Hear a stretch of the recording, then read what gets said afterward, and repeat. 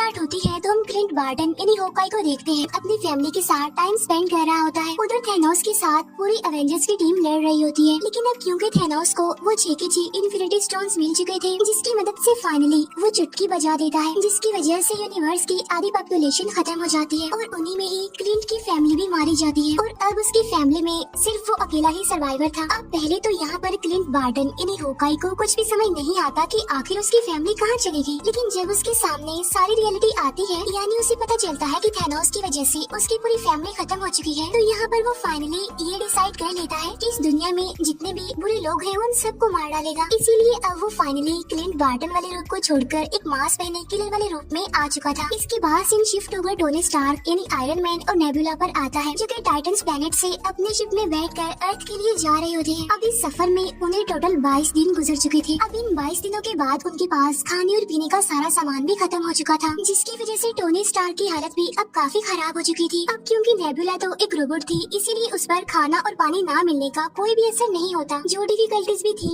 वो सारे Tony Stark को ही फेस करनी पड़ रही थी। इसीलिए टोनी स्टार्क अब पूरी तरह से हिम्मत हार चुका था और तब वो मरने के लिए अपनी चेयर पर जाकर बैठ जाता है और अपनी मौत का इंतजार करता है। लेकिन ठीक उसी टाइम वहाँ पर एक मिरेकल हो जाता है, और वो ये कि उसके सामने आ जाती है कैरल डेनवर्स यानी कि कैप्टन मार्वल। अब जैसे ही कैरल को उनका शिप दिखाई देता है तो वो उनकी हेल्प करने के लिए आगे बढ़ती है। इसके बाद वो उनके शिप को अर्थ पर ले आती है, क्योंकि कैप्टन मार्वल भी बहुत ही ज्यादा इम्पोर्टेंट और पावरफुल कैरेक्टर है। फिर हमें दिखाया जाता है कि जब थैनोस ने इन्फिनिटी स्टोन्स मिलने पर चुटकी बजाई थी, तब सभी लोग राख में बदलकर खत्म हो रहे थे। लेकिन उसी टाइम निक फ्यूरी ने अपने डिवाइस से कैप्टन मार्वल को एक मैसेज भेजा था। तब उस मैसेज के मिलते ही कैप्टन मार्वल अर्थ की तरफ आने लगती है, लेकिन इसी दौरान उसे वहाँ पर टोनी स्टार का शिप दिखाई देता है, तो इसीलिए वो स्पेस शिप को भी अर्थ पर ले आती है। कैरल को अर्थ पर आने के बाद थैनोस के बारे में सारी इन्फॉर्मेशन मिल जाती है, और जब उसे ये पता चला कि थैनोस बहुत ज्यादा पावरफुल है, तो उसने सभी एवेंजर्स को एक आइडिया दिया कि हम क्यों ना सारे इन्फिनिटी स्टोन्स को जमा करें और वापस से इसी टाइमलाइन में आकर उन सारे इन्फिनिटी स्टोन्स का यूज करें, जिससे होगा ये कि सारे मरे हुए लोग वापस आ जाएंगे और साथ साथ हम थैनोस का भी खेल खत्म कर सकेंगे। ठीक उसी टाइम पर उन्हें अपने सिस्टम से एक खास किस्म की इन्फॉर्मेशन मिलती है, जहाँ पर रॉकेट उन्हें बताता है कि जब थैनोस ने चुटकी बजाई थी तो पूरे यूनिवर्स में एक ऐसी वेव यानी लहर फैली थी जो कि आज से पहले कभी भी नहीं देखी गई, और बिल्कुल ऐसा ही 2 दिन पहले एक गैलेक्सी पर भी हुआ है। क्या पता थैनोस ने दोबारा से चुटकी बजाई हो, जिसकी वजह से हमें फिर से ये वेव देखने को मिली। तब यहाँ पर सभी एवेंजर्स को पता चल जाता है कि थैनोस ने फिर से अपने सारे इन्फिनिटी स्टोन्स का यूज किया है। तब उसकी वेव की वजह से ये लोग उसके सिग्नल्स को ट्रैक करते हैं और फिर अपने स्पेसशिप से उसी प्लेनेट पर पहुँच जाते हैं जहाँ पर थैनोस था, और यहीं पर हमें दिखाया जाता है थैनोस जो कि अब कमजोर और काफी थका हुआ लग रहा था। इसके बाद वो सब वहाँ पहुँचकर थैनोस को पकड़ लेते हैं और उससे पूछते हैं कि सारे इन्फिनिटी स्टोन्स कहाँ हैं, जहाँ पर थैनोस उन्हें बताता है कि मैंने सारे इन्फिनिटी स्टोन्स को यूज करके सभी स्टोन्स को डिस्ट्रॉय कर दिया है, ताकि कोई भी इन इन्फिनिटी स्टोन्स को दोबारा से जोड़कर इस पूरे यूनिवर्स को दोबारा से पहले जैसा ना बना दे। अब इस बात की वजह से थोर को बहुत गुस्सा आता है, इसीलिए वो अपने हैमर से थैनोस का गला काट देता है और वहीं पर वो थैनोस को जान से मार डालता है। अब क्योंकि इन्फिनिटी स्टोन्स तो थे नहीं, इसीलिए किसी के पास भी कोई होप नहीं थी कि सारे मरे हुए लोग वापिस से जिंदा कैसे होंगे। इसीलिए वो सारे ही काफी डिसअपॉइंटेड हो जाते हैं, इसीलिए वो सारे अपने अपने रास्तों पर निकल जाते हैं। इसके बाद थोर अब एक नई जगह पर जिंदगी गुजारने लगता है, जो कि नॉर्वे में थी। थोर अब पूरी तरह से हिम्मत हार चुका था, इसीलिए क्योंकि वो थैनोस से हार भी गए थे और साथ साथ इन्फिनिटी स्टोन्स को भी कलेक्ट नहीं कर पाए थे। थोर बिल्कुल लेजी हो गया था, वो अलग अलग तरह के नशे भी करने लग गया था, जिसकी वजह से वो फैटी भी हो गया था। दूसरी तरफ हल्क ने अपने ब्रूस बैनर और हल्क की बॉडी पर कुछ साल काम करके उन दोनों बॉडीज को मिला दिया, जिससे फाइनली वो बन गया प्रोफेसर हल्क, जिसमें हल्क की पावर्स के साथ साथ ब्रूस बैनर का तेज दिमाग भी था। दूसरी तरफ हम देखते हैं कि कैप्टन अमेरिका ने एक ग्रुप बनाया है, जिसमें वो सर्वाइवर्स को सिखाता था कि जो टाइम गुजर गया हमें उस पर नहीं, बल्कि जो हमारा आने वाला कल है यानी हमारा जो फ्यूचर है हमें उस पर फोकस करना चाहिए। अब जिंदगी को मजीद किस तरह से अच्छा बनाया जाए वो इस बारे में काफी डिस्कशन करता रहता था। टोनी स्टार्क यानी आयरन मैन ने पेपर बोट से शादी कर ली थी और उनकी एक बेटी भी थी। यहाँ पर टोनी अपनी फैमिली के साथ एक पुरसुकून लाइफ गुजार रहा था, जिसका अब दुनिया से कोई लेना देना नहीं था। इसके बाद 5 साल गुजर जाते हैं। जब एंटमैन पीम पार्टिकल्स लेने के लिए गया था तो थैनोस के चुटकी बजा देने की वजह से वो वहीं पर फंस गया, और जिस लैब में वो गया था वो एक वैन में थी, लेकिन वहाँ पर एक चूहा होता है, जिसकी वजह से वो मशीन फिर से स्टार्ट हो जाती है, जिससे होता ये है कि एंटमैन यानी स्कॉटलैंड फिर से हमारी दुनिया में वापस आ जाता है। अब जिस दुनिया दुनिया में वो गया था वो हमारी दुनिया से बिल्कुल अलग थी। वहाँ का डायमेंशन, वहाँ का टाइम, सब कुछ हमारी दुनिया से बिल्कुल अलग था। अब क्योंकि टाइम तो बिल्कुल अलग था तो इसलिए उस दुनिया में गुजारे गए 5 घंटे इस दुनिया के 5 सालों के बराबर थे। और जब थैनोस ने आधी पॉपुलेशन को खत्म कर दिया था तो उस इंसिडेंट को 5 साल गुजर गए थे, लेकिन उस दुनिया में सिर्फ 5 घंटे ही गुजरे थे। और जब स्कॉट लैंग उस दुनिया के 5 घंटे गुजार कर अपनी दुनिया में आता है तो वो दिखता है कि सब कुछ बदल चुका है और उसकी बेटी भी 5 साल ज्यादा बड़ी हो गई थी। इस सारे सिचुएशन को जानने के बाद स्कॉट अपने फ्रेंड्स यानी अवेंजर्स के पास जाता है और वो उन्हें बताता है कि थैनोस की चुटकी बजाने के बाद इस इंसिडेंट को 5 साल गुजर गए हैं ना, लेकिन इस दुनिया में तो सिर्फ और सिर्फ 5 घंटे गुजरे हैं। स्कॉट यहाँ पर कैप्टन अमेरिका को बताता है कि अगर हम बिम पार्टिकल और उस दुनिया को यूज करना सीख जाएं, तो हम 5 साल पीछे जाकर सभी होने वाले एक्सीडेंट्स और गलतियों को ठीक कर सकते हैं। तो उसकी इस बात पर स्टीव यानी कैप्टन अमेरिका एग्री करता है और अब एंटमैन, कैप्टन अमेरिका और ब्लैक विडो तीनों मिलकर हेल्प मांगने के लिए टोनी स्टार्क यानी आयरन मैन के पास जाते हैं, जहाँ पर टोनी अपनी फैमिली के साथ हिल स्टेशन पर रहता था। यहाँ पर वो लोग टोनी को अपने प्लान के बारे में बताते हैं कि अगर हम उस दुनिया को सही से यूज कर लें तो हम टाइम में पीछे जाकर सभी हादसों को ठीक कर सकते हैं और टाल सकते हैं। लेकिन टोनी स्टार्क जानता था कि इस काम में खतरा है और रिस्क है और अगर उसने ये काम कर दिया तो उसकी फैमिली भी खतरे में आ सकती है। तो इसीलिए टोनी स्टार्क उनसे ये काम करने के लिए साफ इनकार कर देता है, जिसकी वजह से वो लोग काफी डिसअपॉइंटेड होकर वहाँ से चले जाते हैं। अब क्योंकि टोनी ने तो उनकी हेल्प करने के लिए इनकार कर दिया था तो इसीलिए वो सीधा जाते हैं हल्क के पास, जो कि अब था प्रोफेसर हल्क। अब क्योंकि ब्रूस बैनर का दिमाग काफी तेज था इसीलिए वो लोगों की हेल्प करने के लिए एग्री हो जाता है। तो इसीलिए अब वो लग जाते हैं एक टाइम मशीन बनाने में, जहाँ पर एक्सपेरिमेंट्स करने के बाद उन्हें पता चलता है कि हल्क ने जो टाइम मशीन बनाई है वो ठीक तरीके से काम नहीं कर रही है, वो हमें उस टाइम पर नहीं ले जा रही जिस टाइम पर हमने जाना है। फिर हमें टोनी स्टार्क दिखाया जाता है जो कि अपने घर में जार्विस के साथ टाइम मशीन पर काम कर रहा था, लेकिन तभी उसके कोड्स एकदम से एक्यूरेट हो जाते हैं, जिससे फाइनली एक टाइम मशीन बन जाती है। और इसी वजह से टोनी स्टार्क को अपने डिसीजंस चेंज करने पड़ते हैं। पहले जहाँ पर वो ये सोच रहा था कि वो अपनी फैमिली को खतरे में नहीं डाल सकता, अपनी फैमिली को बचाएगा, तो वहाँ पर उसकी वाइफ पेपर पॉट्स आकर उसे समझाती है कि तुम हमारे लिए पूरी दुनिया को खतरे में नहीं डाल सकते, इसीलिए तुम हमारी फिक्र मत करो बल्कि पूरी दुनिया को बचाने की कोशिश करो और यही हमारे लिए खुशकिस्मती की बात होगी और एक गिफ्ट होगा। और तब टोनी अपनी वाइफ की बात मान लेता है और टाइम मशीन पर काम करना शुरू कर देता है। और इसके बाद वो सीधा पहुँच जाता है स्टीव यानी कैप्टन अमेरिका के पास, जहाँ पर वो उसके लिए उसी की वाइब्रेनियम से बनी शील्ड लेकर आता है। इसके बाद नताशा टोक्यो जाती है क्लिंट बार्टन को वापस लाने के लिए। वो उसे समझाने की कोशिश करती है कि एक नकाबपोश किलर बनकर लोगों को मारना तुम्हें सेटिस्फेक्शन नहीं दे सकता, तुम्हें सेटिस्फेक्शन तभी मिल सकती है जब तुम्हारी अपनी फैमिली तुम्हारी आंखों के सामने होगी और हम इसलिए तुम्हारी हेल्प कर सकते हैं।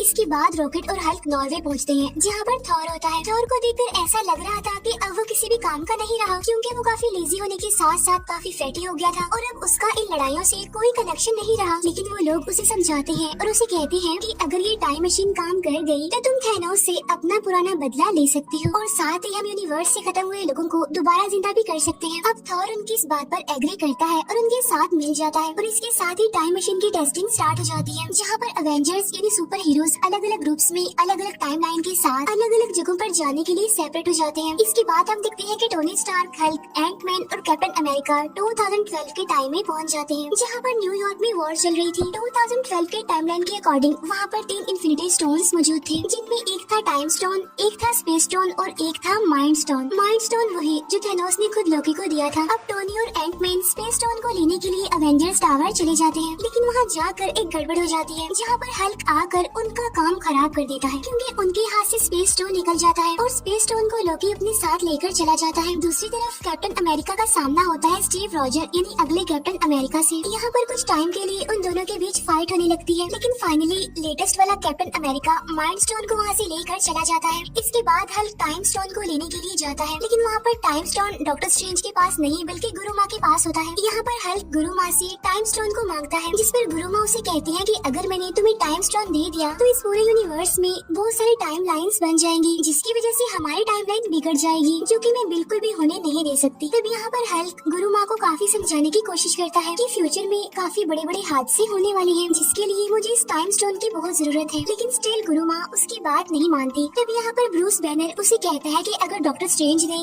टाइम स्टोन थैनोस को दिया है तो उसके पीछे उसका कोई मास्टर प्लान जरूर छुपा होगा। अब गुरु माँ इस बात पर एग्री करती है और अब वो फाइनली टाइम स्टोन हल्क को दे देती है। अब यहाँ पर कैप्टन अमेरिका और हल्क ने माइंड स्टोन और टाइम स्टोन तो हासिल कर लिए थे, लेकिन टोनी स्टार्क और एंट मैन को अभी तक स्पेस स्टोन नहीं मिला था, जिसकी वजह से अब टोनी स्टार्क और कैप्टन अमेरिका ये डिसाइड करते हैं कि वो टाइम में और पीछे जाएंगे और वहाँ जाकर वो स्पेस स्टोन को हासिल करने की कोशिश करेंगे। और इसके बाद वो दोनों पहुँच जाते हैं सीधा 1970 के टाइम लाइन में, जहाँ पर हम टोनी स्टार्क के फादर को देखते हैं। यहाँ पर टोनी अपने फादर से मिलकर काफी खुश होता है, साथ साथ वो वहाँ से स्पेस स्टोन हासिल करने में भी कामयाब हो जाता है। लेकिन अब क्योंकि कैप्टन अमेरिका भी वहाँ पर मौजूद होता है, तो इसीलिए वहाँ पर उसे पिम पार्टिकल्स भी नजर आ जाते हैं। तो इसीलिए वो पिम पार्टिकल्स को भी लेकर अपने रियल वाले टाइम लाइन में आ जाते हैं वापस। इसके बाद थॉर और रॉकेट पहुँच जाते हैं 2013 के टाइम लाइन में, जहाँ पर उन्होंने रियलिटी स्टोन लेना था जो कि जेन फॉस्टर की बॉडी में था। तो इसीलिए वो दोनों जेन फॉस्टर के लोकेशन पर चले जाते हैं। वहाँ पर जाकर थॉर अपनी मदर से मिलता है। यहाँ पर वो अपनी मदर को सारी बात समझाने की कोशिश करता है। अब क्योंकि थॉर की मदर एक जादूगरनी थी, इसीलिए वो फ्यूचर देखकर थॉर की सारी डिफिकल्टीज समझ चुकी थी और इसीलिए वो थॉर को समझाने की कोशिश करती है कि तुम्हें परेशान होने की कोई जरूरत नहीं है, क्योंकि जो कुछ भी होगा अच्छा होगा। और ठीक उसी टाइम पर थॉर अपना हाथ आगे करता है, जहाँ पर उसका हैमर भी अब उसके पास आ चुका था। वही रॉकेट भी जेन फॉस्टर की बॉडी से रियलिटी स्टोन हासिल करने में कामयाब हो गया था, इसीलिए वो दोनों वापिस से अपनी टाइम लाइन में आ जाते हैं। इसके बाद हमें दिखाए जाते हैं क्लिंट बार्टन यानी होकाई और ब्लैक विडो, जो कि 2014 के टाइम लाइन में आते हैं और यहाँ पर वो सोल स्टोन हासिल करने के लिए आए थे, जहाँ पर वो मिलते हैं रेड स्कल से। यहाँ पर रेड स्कल सोल स्टोन के लिए उन्हें बताता है कि ये स्टोन हमेशा सोल के बदले सोल मांगता है और अगर तुम सोल स्टोन को पाना चाहते हो तो तुम्हें एक सोल को सेक्रीफाइस करना पड़ेगा। अब यहाँ पर वो दोनों समझ जाते हैं कि अगर उन दोनों में से कोई एक खुद को सेक्रीफाइस नहीं करेगा तो वो सोल स्टोन हासिल नहीं कर सकेंगे। अब यहाँ पर वो दोनों एक दूसरे को बचाने के लिए अपनी ही जान सेक्रीफाइस करने के लिए भी तैयार थे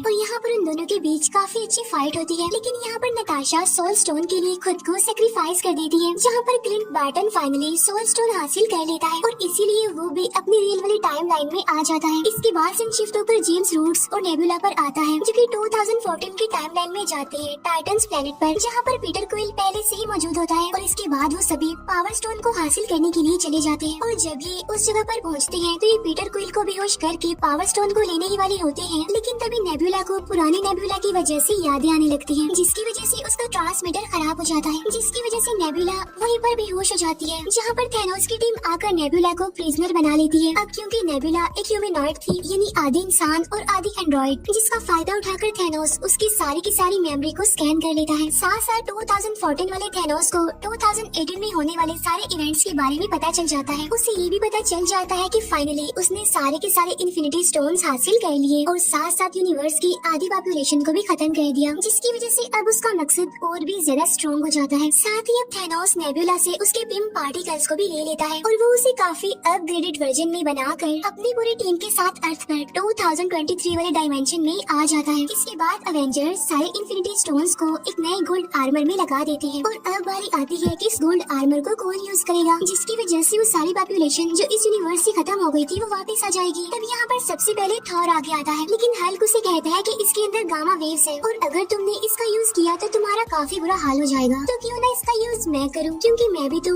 गामा वेव से ही बना हूँ। इसके बाद हल्क उस गोल्ड आर्मर को पहनता है और चुटकी बजा देता है, लेकिन यहाँ पर हल्क की हालत काफी खराब हो जाती है। अब हालांकि थैनोस ने भी सारे इन्फिनिटी स्टोन्स को हासिल करने के बाद ही गोल्ड आर्मर को यूज किया था, लेकिन उसे तो कुछ भी नहीं हुआ था। लेकिन यहाँ पर हल्क के साथ ऐसा इसलिए हुआ था क्योंकि थैनोस हल्क की निस्बत काफी ज्यादा पावरफुल था और यही वजह होती है कि हल्क की यहाँ पर काफी बुरी हालत हो जाती है। लेकिन वो सारी पॉपुलेशन जो यूनिवर्स से खत्म हो चुकी थी अब वो वापस आने लगी थी। तब इस बात की वजह से वो सारे अवेंजर्स काफी खुश होते हैं, लेकिन उनकी ये खुशी ज्यादा टाइम तक टिक नहीं पाती, क्योंकि तब थैनोस भी अपने शिप और अपनी पूरी टीम के साथ रियल टाइम यानी 2023 में पहुंचकर उन लोगों के लोकेशन को बॉम्ब से उड़ा देता है, जिसकी वजह से वहाँ पर काफी बड़ा ब्लास्ट हो जाता है और वहाँ पर सब कुछ डिस्ट्रॉय हो जाता है। साथ साथ थैनोस भी काफी गुस्से में था और इस बार वो चाहता था कि वो सारे इन्फिनिटी स्टोन्स को हासिल करके आधी पॉपुलेशन नहीं बल्कि इस पूरे यूनिवर्स की सारी पॉपुलेशन को ही खत्म कर दे और उसके बाद वो एक नया यूनिवर्स बनाए, जहाँ पर सब लोग थैनोस को अपना गॉड समझे, उसे माने और उसे सबसे ज्यादा इम्पोर्टेंस दे। और यहाँ पर इस मूवी की सबसे जबरदस्त फाइट शुरू हो जाती है। अब यहाँ पर बहुत अच्छे अच्छे सीन्स हमें देखने को मिलते हैं, क्योंकि थैनोस की टीम और अवेंजर्स यानी हमारे सुपर हीरो एक दूसरे के आमने सामने आकर मुकाबला करते हैं। यहाँ पर बार्टन उस गोल्ड आर्मर को लेकर भागता है। इसके बाद हमें दिखाया जाता है कि कैप्टन अमेरिका हैमर ले लेता है और इसके बाद वो थैनोस से लड़ाई करने लगता है। अब यहाँ पर हम कैप्टन अमेरिका और थैनोस के बीच एक काफी जबरदस्त फाइट देखते हैं, लेकिन थैनोस के आगे टिकना कोई आसान बात नहीं है, क्योंकि थैनोस उन सबसे ज्यादा पावरफुल था। अब यहाँ पर थैनोस की टीम अवेंजर्स पर भारी पड़ रही थी, इसीलिए सभी हीरोज हार मानने के करीब थे। लेकिन उसी टाइम पर 5 साल पहले लड़ाई करने वाले सारे अवेंजर्स और सुपर हीरोज उनकी हेल्प करने के लिए आ जाते हैं। जहाँ पर पहले तो आगे आती है ब्लैक पैंथर की टीम,